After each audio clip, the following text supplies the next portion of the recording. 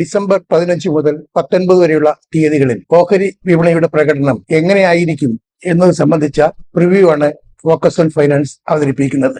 ഈ വീഡിയോയ്ക്ക് 3 ഭാഗങ്ങളാണുള്ളത്. ആദ്യ ഭാഗത്ത് ഓഹരി വിപണിയുടെ ഇപ്പോഴത്തെ സ്ഥിതി അവലോകനം ചെയ്യുന്നു. രണ്ടാം ഭാഗത്ത് സമീപ ദിവസങ്ങളിലെ സാധ്യതകളും അതുപോലെ തന്നെ സൂചികകൾ സംബന്ധിച്ച അനുമാനവും നിക്ഷേപകർ സ്വീകരിക്കേണ്ട തന്ത്രവുമാണ് പ്രതിപാദിക്കുന്നത്. അവസാന ഭാഗത്ത് നിക്ഷേപകർക്ക് വളരെ പ്രയോജനകരമായ ഏതാനും തീയതികൾ ആണ് ഉൾപ്പെടുത്തിയിരിക്കുന്നത്. ആദ്യം വിപണിയുടെ ഇപ്പോഴത്തെ സ്ഥിതി പരിശോധിക്കാം.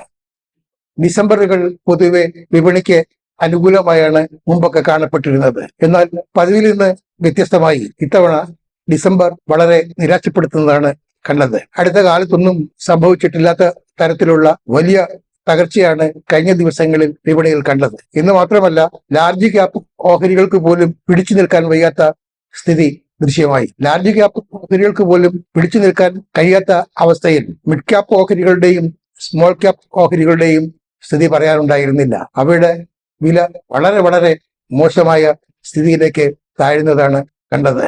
കഴിഞ്ഞ ആഴ്ചയുടെ അവസാന വ്യാപാര ദിനത്തിൽ വിപണിയിൽ ചെറിയ തോതിൽ ഉത്സാഹം പ്രകടമായിരുന്നു. എന്നാൽ ആ പ്രകടമായ ഉത്സാഹത്തെ വരും ദിവസങ്ങളിൽ പ്രതീക്ഷിക്കാൻ നിർവാഹമില്ല. കാരണം അതിന്റെ ഒരു ആവർത്തനം വരും ദിവസങ്ങളിൽ ഉണ്ടാകാൻ സാധ്യതയില്ലെന്ന് പറയുന്നതിന്റെ കാരണം വിപണിയുടെ അണ്ടർ കറന്റ് എന്ന് പറയുന്നത്, അടിസ്ഥാന പ്രവണത എന്ന് പറയുന്നത് അല്പം മോശമായ സ്ഥിതിയിൽ എത്തിയിരിക്കുന്നു. എന്തുകൊണ്ടാണ് കഴിഞ്ഞ ദിവസങ്ങളിൽ ഇത്ര വലിയ രക്തച്ചൊരിച്ചിൽ വിപണിയിൽ അനുഭവപ്പെട്ടത് എന്ന് നോക്കാം. പ്രധാനമായും ഒരു കാരണം പ്രത്യേകിച്ച് പോസിറ്റീവുകൾ ഒന്നും ഇല്ലായിരുന്നു എന്നതാണ്. ആകെ ഉണ്ടായിരുന്ന ഒരു പോസിറ്റീവ് എന്ന് പറയുന്നത് യുഎസിലെ കേന്ദ്ര ബാങ്കായ ഫെഡറൽ റിസർവ് പലിശയിൽ 0.5% ഇളവ് വരുത്തിയതാണ്. ഈ 0.5% ഇളവ് വരുത്തിയത് വിപണിയെ വലിയ തോതിൽ സ്വാധീനിക്കേണ്ടതാണെങ്കിലും അത് സാധിക്കാതെ പോയതിന് ഒരു കാരണമുണ്ട്. വളരെ ആഴ്ചകൾക്ക് മുമ്പ് തന്നെ യുഎസ് ഫെഡറൽ റിസർവ് പലിശ കുറച്ചേക്കും എന്നൊരു അനുമാനം വിപണിയിലാകെ പ്രചരിച്ചിരുന്നു. ഈ പ്രചാരണത്തിന്റെ ഭാഗമായി നിക്ഷേപകർ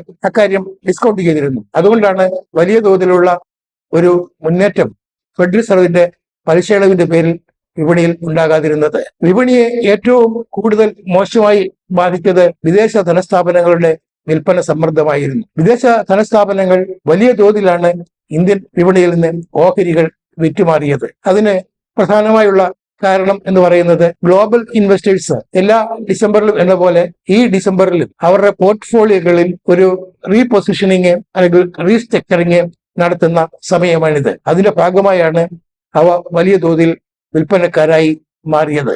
ഇങ്ങനെ വിദേശ ധനസ്ഥാപനങ്ങൾ വലിയ തോതിൽ വിൽപ്പനക്കാരായി മാറിയത് കൊണ്ട് തന്നെ രൂപയ്ക്ക് വലിയ തോതിലുള്ള ഇടിവാണ് അനുഭവപ്പെട്ടത്. രൂപയ്ക്കുണ്ടായ വലിയ ഇടിവ് വിപണിയെ തുടർച്ചയായി ബാധിച്ചുകൊണ്ടിരിക്കുന്നതാണ് കണ്ടുകൊണ്ടിരിക്കുന്നത്.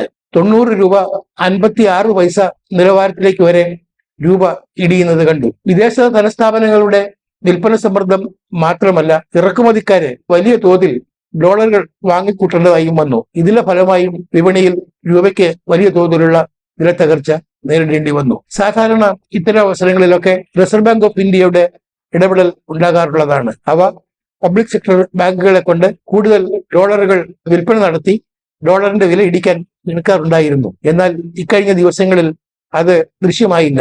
അതിന്റെ ഫലമായി രൂപയ്ക്ക് വലിയ തോതിലുള്ള വില തകർച്ചയാണ് നേരിടേണ്ടി വന്നത്. മറ്റൊന്ന് ട്രംപിന്റെ ആവർത്തിക്കുന്ന ഭീഷണിയാണ്. US പ്രസിഡന്റ് ഡൊണാൾഡ് ട്രംപ് ഇന്ത്യക്ക് മേൽ കൂടുതൽ താരിഫ് ഏർപ്പെടുത്തുമെന്ന് ഭീഷണി മുഴക്കിയിരിക്കുകയാണ്. ഇതിനുള്ള സാഹചര്യം അരിയുടെ ഇറക്കുമതിക്ക് ഉള്ള തീരുവ ചുമത്തുമെന്ന വാദമാണ്. എന്നാൽ അത് വലിയ തോതിലുള്ള ആശങ്കയൊന്നും ഇന്ത്യ ഗവൺമെന്റിനെ സംബന്ധിച്ചിടത്തോളം ഉണ്ടാക്കുന്നില്ലെങ്കിലും വിപണിക്ക് അത് വലിയ തോതിലുള്ള നിരാശയ്ക്ക് ഇടയാക്കി. മറ്റൊന്ന്, അമേരിക്കയും ഇന്ത്യയും തമ്മിലുള്ള വ്യാപാര കരാർ നീണ്ടുപോകുന്നതാണ്. ഇത് വിപണിയെ വല്ലാതെ ഉലയ്ക്കാൻ കാരണമായി. ഇപ്പോഴത്തെ സ്ഥിതിക്ക് കരാർ സാധ്യമാകണമെങ്കിൽ മാർച്ച് വരെ കാത്തിരിക്കണം എന്നൊരു അവസ്ഥയുണ്ട്. അങ്ങനെയാണെങ്കിൽ തുടർച്ചയായ വിലയിടിവിന് ഇനിയും വിപണി വിധേയമാക്കാവുന്ന ഒരു രീതിയായിരിക്കും ഉണ്ടാവുക.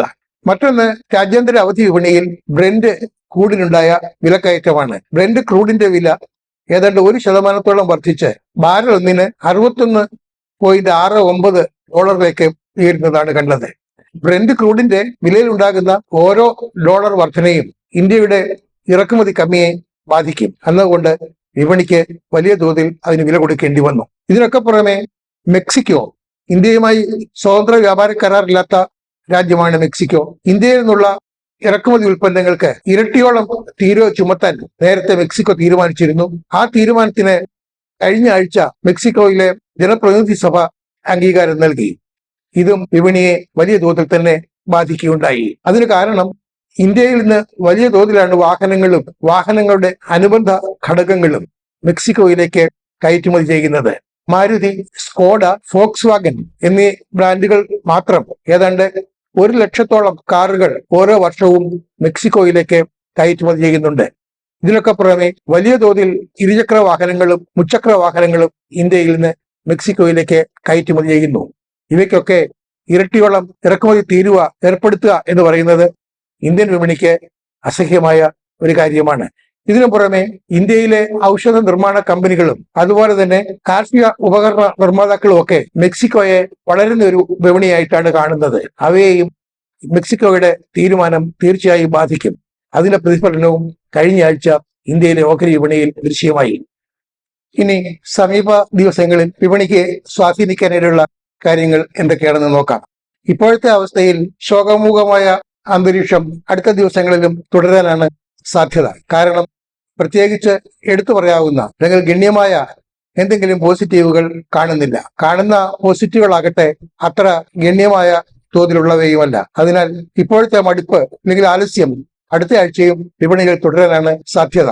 വിപണിയെ സ്വാധീനിക്കാൻ ഇടയുള്ള ഒരു കാര്യം, US ട്രേഡ് റെപ്രസെന്റേറ്റീവ് ആയ ജമൈസൺ ഗ്രീർ ഇപ്പോൾ ഡൽഹിയിലുണ്ട്.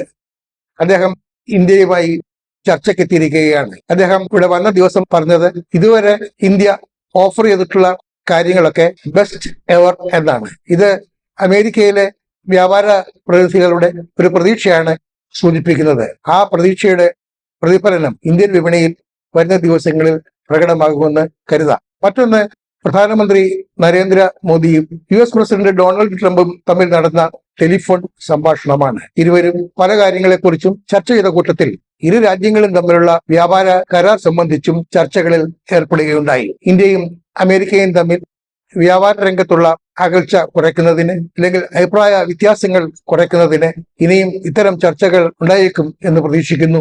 അതും വിപണിക്ക് പ്രതീക്ഷ പകരുന്നതാണ്. വിപണിയെ സ്വാധീനിക്കാൻ ഇടയുള്ള മറ്റൊരു കാര്യം, ഇന്ത്യയും യൂറോപ്പും തമ്മിൽ ഒരു സ്വതന്ത്ര വ്യാപാര കരാർ ഒപ്പിടാനുള്ള സാധ്യതയാണ്. ഏതാനും മാസത്തിനകം അങ്ങനെ ഒരു കരാർ ഒപ്പിടാൻ കഴിഞ്ഞേക്കും എന്നാണ് പ്രതീക്ഷിക്കുന്നത്. അങ്ങനെയെങ്കിൽ അതിന്റെ പ്രതിഫലനം വരും ദിവസങ്ങളിൽ വിപണിയിൽ പ്രകടമായേക്കാം. ഇതിനൊക്കെ പുറമെ കഴിഞ്ഞ ദിവസം വ്യാപാരം അവസാനിച്ച ശേഷമാണ് നാഷണൽ സ്റ്റാറ്റിസ്റ്റിക്കൽ ഓഫീസ് പണപ്പെരുപ്പത്തിന്റെ നിരക്ക് പ്രഖ്യാപിച്ചത്. ഒക്ടോബറിൽ 0.25% നിരക്ക് നവംബറിൽ 0.71% ഉയർന്നതായാണ് കണക്ക്. ഇത് ഉയർച്ചയാണെങ്കിലും ഇതിൽ ഭയാശങ്കകൾക്ക് യാതൊരു അവകാശവുമില്ല. കാരണം 0.71 എന്ന് പറയുന്നത് തന്നെ റിസർവ് ബാങ്ക് ഓഫ് ഇന്ത്യ നിശ്ചയിച്ചിട്ടുള്ള ടോളറൻസ് റേറ്റ്, അതായത് സഹന നിരക്ക്, അതിനേക്കാൾ വളരെ വളരെ താഴ്ന്നതാണ്.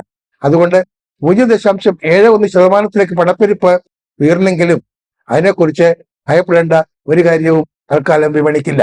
കഴിഞ്ഞ ആഴ്ചയിലെ വ്യാപാരം അവസാനിച്ചതിന് ശേഷം കേന്ദ്ര മന്ത്രിസഭ ചില തീരുമാനങ്ങൾ എടുക്കുകയുണ്ടായി. ആ തീരുമാനങ്ങളുടെ പ്രതിഫലനം വരും ദിവസങ്ങളിൽ വിപണിയിൽ പ്രതീക്ഷിക്കാം. അതിലെ ഏറ്റവും സുപ്രധാനമായ തീരുമാനം എന്ന് പറയുന്നത് ഇൻഷുറൻസ് രംഗത്ത് 100% വിദേശ നിക്ഷേപ പങ്കാളിത്തം, അതായത് വിദേശ പ്രത്യക്ഷ നിക്ഷേപം അനുവദിക്കാനുള്ള തീരുമാനമാണ്. നിലവിൽ ഇൻഷുറൻസ് കമ്പനികളിൽ 74% മാത്രമേ വിദേശ പങ്കാളിത്തത്തിന് അവസരമുള്ളൂ. അത് 100% ആക്കുന്നതിലൂടെ ഇൻഷുറൻസ് കമ്പനികളിലേക്ക് അല്ലെങ്കിൽ ഇൻഷുറൻസ് വിപണിയിലേക്ക്, ഇൻഷുറൻസ് രംഗത്തേക്ക് ഒക്കെ തന്നെ വലിയ തോതിൽ വിദേശ പണപ്രവാഹം ഉണ്ടാകും. ഇൻഷുറൻസ് കമ്പനികൾ കൂടുതലായി ഇവിടെ എത്തും. ഇൻഷുറൻസ് കമ്പനികൾ തമ്മിൽ മത്സരം ഉണ്ടാകും. ഇൻഷുറൻസ് പെനിട്രേഷൻ രാജ്യത്ത് വർദ്ധിക്കും. ഇതിന്റെയൊക്കെ ഫലമായി തീർച്ചയായിട്ടും ഇൻഷുറൻസ് രംഗത്ത് വലിയൊരു കുതിപ്പാണ് ഉണ്ടാകുക. വിപണിയിൽ വരും ദിവസങ്ങളിൽ ഇതിന്റെ സ്വാധീനവും പ്രതീക്ഷിക്കാം. കേന്ദ്ര മന്ത്രിസഭ കൈക്കൊണ്ട മറ്റൊരു തീരുമാനം ഇന്ത്യയും ഒമാനും തമ്മിലുള്ള സ്വതന്ത്ര വ്യാപാര കരാറിന് അംഗീകാരം നൽകുക എന്നതാണ്. ഈ അംഗീകാരം നൽകിയതോടെ ഇന്ത്യക്ക് ഒമാനുമായി കൂടുതൽ മെച്ചപ്പെട്ട വ്യാപാര ബന്ധത്തിൽ ഏർപ്പെടാൻ കഴിയുമെന്നാണ് പ്രതീക്ഷിക്കുന്നത്. ഇതിന്റെ പ്രതിഫലനവും വിപണിയിൽ പ്രതീക്ഷിക്കാം. ഇനി വരും ദിവസങ്ങളിൽ സൂചികയുടെ പ്രകടനം എങ്ങനെയായിരിക്കും എന്ന് നോക്കാം. സെൻസെക്സ് അവസാനിച്ചത് 85,267.66 നിലവാരത്തിലാണ്. നിഫ്റ്റിയുടെ ക്ലോസിംഗ് 26,046.95 നിലവാരത്തിലായിരുന്നു. നിഫ്റ്റി ബാങ്ക് ക്ലോസ് ചെയ്തതാകട്ടെ 59,389.95 നിലവാരത്തിലായിരുന്നു. ഈ സൂചികകളെല്ലാം തന്നെ ഓൾ ടൈം ഹൈ എന്ന് പറയാവുന്ന നിലവാരത്തിന് വളരെ അടുത്തേക്ക് കഴിഞ്ഞിരിക്കുന്നു. ഇതൊക്കെയാണെങ്കിലും നിഫ്റ്റിക്ക് 25,000 പോയിന്റിൽ വരെ താഴാനുള്ള ഒരു സാധ്യത നിലനിൽക്കുന്നതിനാൽ നിലവിലെ 25,900 പോയിന്റിലെ പിന്തുണ എന്ന് പറയുന്നത് വളരെ വളരെ ദുർബലമായി കരുതണം. എന്തായാലും 25,000 വരെ പോയില്ലെങ്കിൽ പോലും 25,700, 25,600 നിലവാരത്തിലേക്ക് ഒരുപക്ഷെ വിപണി താഴ്ന്നു പോകാനുള്ള സാധ്യത ഇല്ലാതില്ല. ഇനി വിപണി മുന്നോട്ടാണെങ്കിൽ പ്രതിരോധത്തിന്റെ ആദ്യ നിലവാരം എന്ന് പറയുന്നത് 26,100 പോയിന്റ് ആണ്. 26,100 പോയിന്റിൽ അത്ര ശക്തമായ പ്രതിരോധം അല്ലെന്ന് വേണമെങ്കിൽ സമാധാനിക്കാം. എന്നാൽ അത് പിന്നിട്ടാലും 26,200 പിന്നിടുക എന്നത് വളരെ പ്രയാസമേറിയ ദൗത്യമായിരിക്കും. എന്തായാലും ഈ സാഹചര്യത്തിൽ, അതായത് ഒരു അനിശ്ചിതത്വം ഒഴിച്ചു നിൽക്കുന്ന ഒരു സാഹചര്യത്തിൽ ഇടപാടുകാർ അവർ നേടിക്കഴിഞ്ഞ ലാഭം സംരക്ഷിക്കുന്നതിനുള്ള ഒരു സ്ട്രാറ്റജി ആയിരിക്കണം സ്വീകരിക്കേണ്ടത്. അതുപോലെ തന്നെ ബൈ ഓൺ ഡിപ്സ് എന്ന സ്ട്രാറ്റജി ഈ സമയത്ത് നിക്ഷേപകർക്ക് വളരെ നല്ലതാണെങ്കിലും അത് ഒരു ലോങ് ടൈം ഇൻവെസ്റ്റ്മെന്റ് എന്ന നിലയിലായിരിക്കുന്നതാണ് നല്ലത്. ഇനി ഏതാനും കമ്പനികളുടെ റെക്കോർഡ് തീയതികൾ നോക്കാം. ഈ ക്ലർക്സ് സർവീസസ് ലിമിറ്റഡ് ഷെയറുകൾ ബൈബാക്ക് ചെയ്യുന്നതിന് ഡിസംബർ 17 റെക്കോർഡ് തീയതിയായി നിശ്ചയിച്ചിട്ടുണ്ട്. ഹാൻഫിൻ ഹോംസ് ലിമിറ്റഡ് ഇടക്കാല ലാഭവിഹിതം നൽകുന്നതിന് വേണ്ടി ഡിസംബർ 19 റെക്കോർഡ് തീയതിയായി നിശ്ചയിച്ചിട്ടുള്ളത്.